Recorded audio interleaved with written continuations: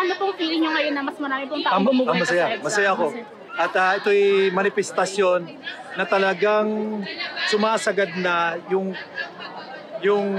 panglalamang, yung kalokohan sa ating pamahalaan na hindi na matanggap ng mga mamayan na siyang nagtulak ngayon para dumami ang mga taong nagpunta dito at nakiisa sa pagdiriwang ng people power.